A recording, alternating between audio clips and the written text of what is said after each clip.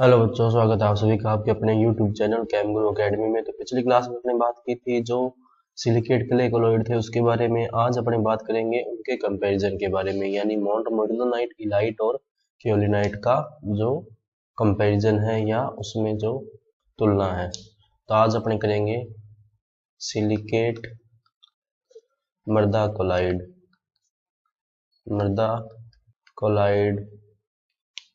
में तुलना। ठीक है, तो शुरू करते हैं अपने।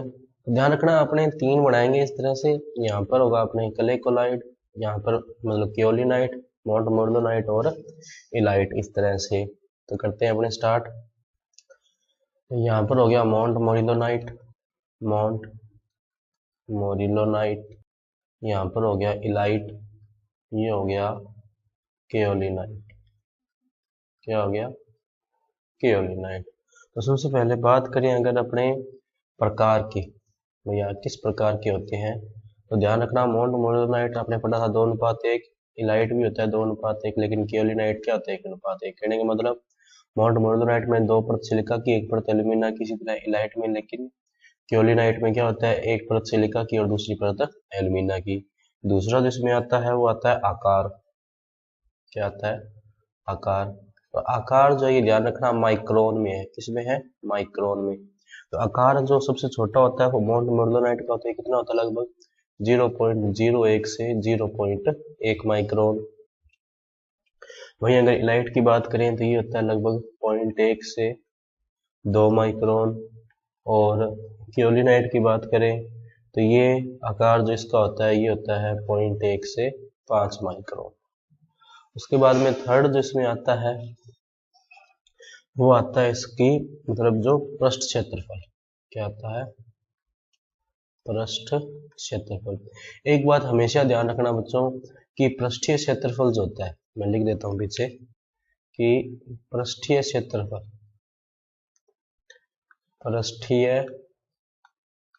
क्षेत्रफल किसी भी वस्तु का हो वो आकार के व्युत्क्रमानुपाती होता है। व्युत्क्रमानुपाती होने का मतलब अगर पृष्ठीय क्षेत्रफल बढ़ेगा तो आकार कम होगा, या ये कह सकते हैं अगर आकार कम हो रहा है तो पृष्ठीय क्षेत्रफल बढ़ेगा, और अगर आकार बढ़ रहा है तो पृष्ठीय क्षेत्रफल क्या होगा? कम होगा।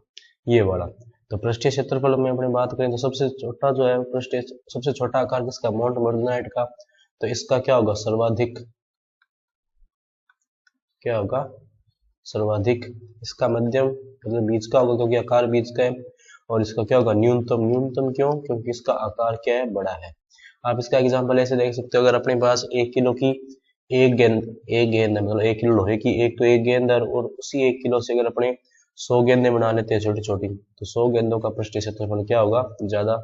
आप जो है घन का भी एग्जाम्पल ले सकते हो। आपके पास एक बड़ा घन है, ठीक है, क्यूब जो होता है, और आपने उसके छोटे छोटे हिस्से अगर करते जाओगे तो इसका पृष्ठीय क्षेत्रफल बढ़ता जाएगा। पृष्ठीय क्षेत्रफल के बाद में जो आता है इसमें वो आता है आकार। क्या आता है बच्चों? ध्यान देना, आकार। तो ध्यान रखना जो माउंट मोर्डोनाइट होता है उसका आकार होता है अनियमित, मतलब कोई फिक्स आकृति नहीं होती, अनियमित होता है। इसी तरह इलाइट भी क्या होता है? अनियमित। लेकिन जो केओलिनाइट होता है इसका ध्यान रखना, इसका आकार होता है षटकोणीय। क्या होता है? षटकोणीय। इंपॉर्टेंट है बच्चों, ध्यान देना ये कि इसका आकार क्या होता है? षटकोणीय होता है। उसके बाद में अगर अपनी बात करें इसमें जो नेक्स्ट इंपॉर्टेंट अपने आता है वो आता है इसके अंदर धनायन विनिमय क्षमता, कैटायन एक्सचेंज कैपेसिटी। क्या आती है? धनायन विनिमय क्षमता। तो ध्यान दो जिसका पृष्ठीय क्षेत्रफल ज्यादा उसकी धनायन विनिमय सबसे ज्यादा। तो इसकी क्या होती है? सर्वाधिक। क्या होती है? सर्वाधिक धनायन विनिमय क्षमता। इसकी क्या होती है? मध्यम। और केओलिनाइट की क्या होती है? न्यूनतम। इसी तरह अगर अपने बात करें ससंजन सुगठ्यता और प्लास्टिसिटी की, ससंजन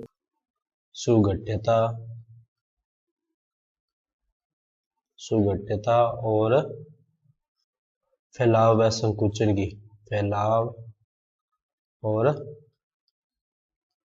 संकुचन की, तो इसमें भी क्या होता है? माउंट मोर्डोनाइट में सबसे ज्यादा, इलाइट में बीच का मध्यम और केओलिनाइट में सबसे क्या होती है, न्यूनतम होती है।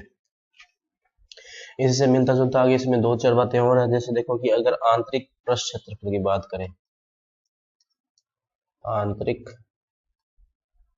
पृष्ठ क्षेत्रफल की अगर अपनी बात करें तो मोंट मोर्गनाइट में क्या होता है, सबसे ज्यादा होता है। मोंट मोर्गनाइट में क्या होता है, सबसे ज्यादा। इसमें क्या होता है, मध्यम, और इसमें नहीं होता, होता ही नहीं है, मतलब पृष्ठीय क्षेत्रफल, आंतरिक पृष्ठीय क्षेत्रफल। अच्छा, और इसके अलावा अपने बात करें इसमें तो अपने अभी थोड़ी देर पहले की थी कि धनायन विनिमय क्षमता जो है वो किसकी कितनी होती है। तो धनायन विनिमय क्षमता मैंने बताई थी सबसे ज्यादा मोंट मोर्गनाइट की, इलाइट की मध्यम और केओलिनाइट की न्यूनतम। अब अपने देखेंगे कि ये असल में होती कितनी है। ये तो बात कर ले अपने सबसे ज्यादा और सबसे कम है, लेकिन कितनी कितनी होती है वो देखो। तो सी जो धनायन विनिमय क्षमता है मोंट मोर्गनाइट की होती है लगभग 60 से 100।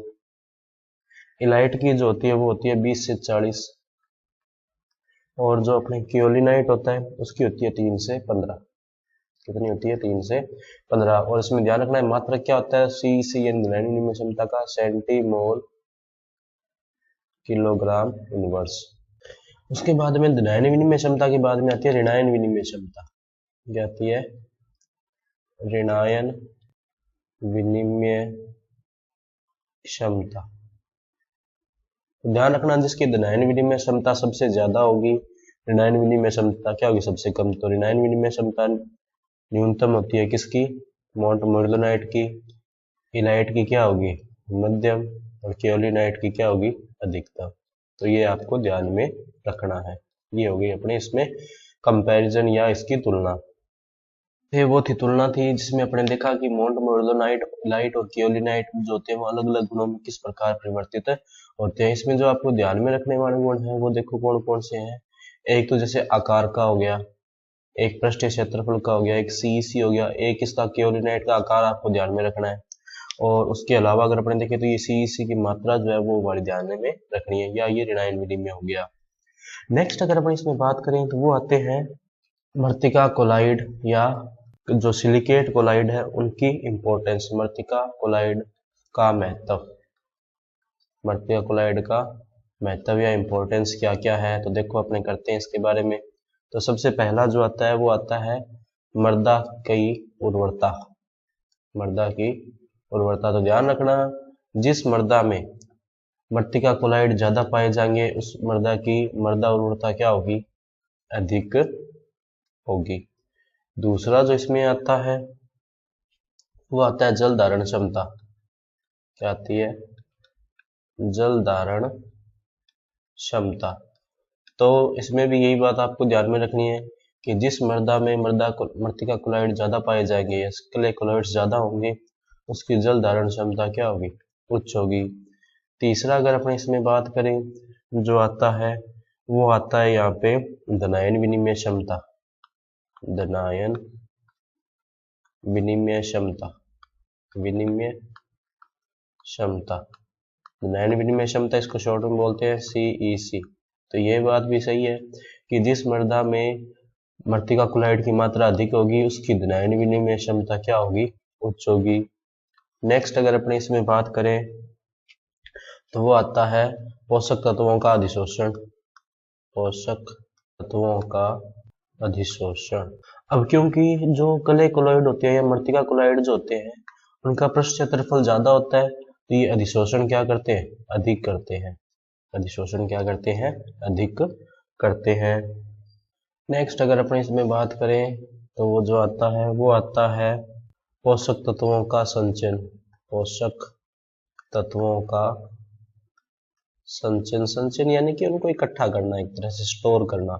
तो पोषक तत्वों का संचयन ये देखो ज्यादा करेंगे, कारण है उसका क्योंकि इनमें क्या होते हैं कि पृष्ठीय क्षेत्रफल मृत्तिका कोलाइड का काफी ज्यादा होता है, तो बहुत सारे पोषक तत्व जो इनकी सतह के ऊपर आके जमा हो जाते हैं। तो पोषक तत्वों का संचयन ये क्या करते हैं, अधिक करते हैं। और लास्ट अगर अपने इसमें बात करें अपने तो देखो क्या आ जाएगा, एक और इसमें लिख सकते हैं अपने बंधक प्रभाव।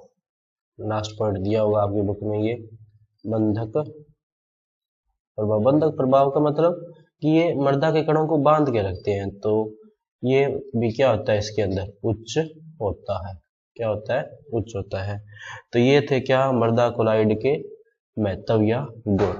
तो आज की क्लास में इतना ही रखते हैं, बाकी करेंगे अपने नेक्स्ट क्लास में। अगर आपको इससे रिलेटेड कोई डाउट या सजेशन हो तो आप हमें कमेंट सेक्शन में बता सकते हैं।